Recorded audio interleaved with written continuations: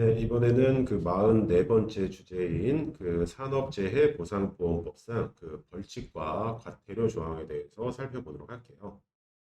네, 요건 어떤 뭐 이제 실무적인 거라기보다는요, 그 다분히 이제 수험 대개에 적합한 적합성이라고 하기 좀 그렇지만 좀 문제를 위한 문제라고 보시면 돼요. 그래도 약간의 이제 실무상 주의할 게 있기 때문에 한번 가지고 왔습니다.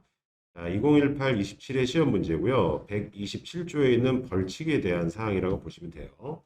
근데 이제 문제 자체가 산업재해보상보험법상 과태료라고 나왔어요. 자, 과태료 부과 대상이 아닌 경우는 했기 때문에 이른바 그 벌금이 나가는 사항을 찍어주시면 되는 거예요. 왜냐하면 과태료 부과 사항은 굉장히 많아요. 그래서 이런 객관식 문제를 푸실 때는 벌금에 해당하는 거 몇 가지를 이렇게 눈으로 바르신 다음에 그 이외의 것을 찍어주는 전략으로 가셔야 돼요.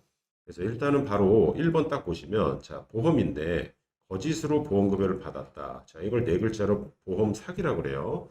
자, 이거는 어떠한 보험이든지 간에 가장 중대한 그 비위 행위입니다. 그래서 이거는 100% 벌금이에요. 그렇기 때문에 바로 답은 1번이 되는 거고요.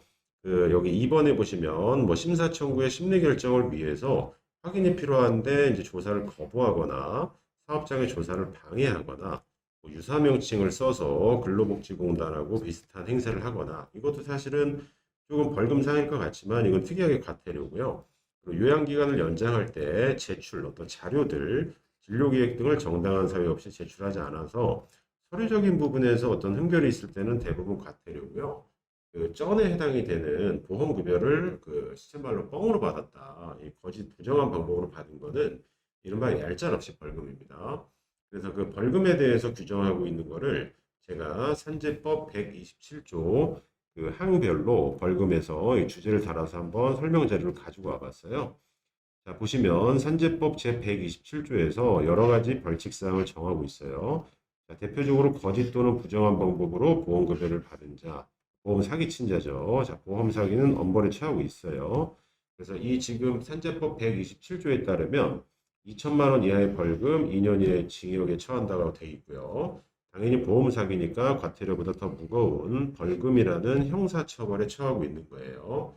자, 그리고 이 동조 동항에서 규정하고 있는 또 다른 사유는 뭐냐면요. 특이한 건 자, 거짓 부정한 방법으로 보험급여를 받도록 옆에서 펌프질해서 시키거나 도와준 자. 그러니까 불법적인 방법으로 해서 첫 번째 잘못이 있는데 또 이 부분은 대부분 무자격사예요.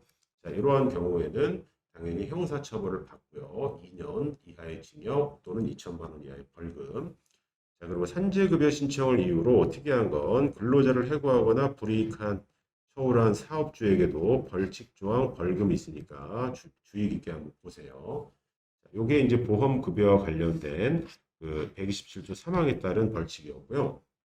그다음에 이제 자체적으로 근로복지공단 임직원에 대한 벌칙이 있어요. 뭐냐면 근로복지공단 임직원으로서 이제 뭐 퇴직하시고 어디 다른 유사한 어떤 기관에 가시거나 아니면 그 산재 조사를 위해서 개인정보를 많이 보실 거 아니에요. 그래서 직무상 비밀을 누설했다.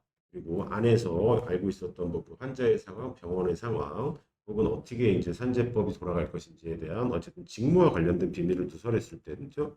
누설을 했을 때도 2년 이하의 징역, 여기는 또 1천만 원 이하의 벌금으로 규정하고 있고요. 그리고 약제비나 의료비를 청구하는 의료기관이나 약국도요. 지금 거짓 부정한 방법으로 이러한 보험급여를 빼갔다. 그러면 여기 좀 세요. 3년 이하의 징역, 3천만 원 이하의 벌금에 처한다라고 되어 있고요.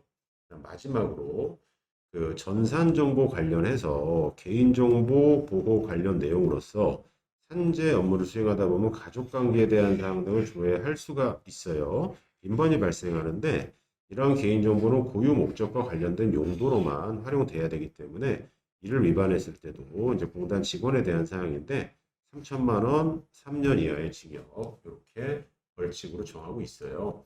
그래서 제가 이제 지금 설명드린 127조는 벌금, 그다음에 위에도 또 지금 벌금이기 때문에 과태료가 아니라는 거예요.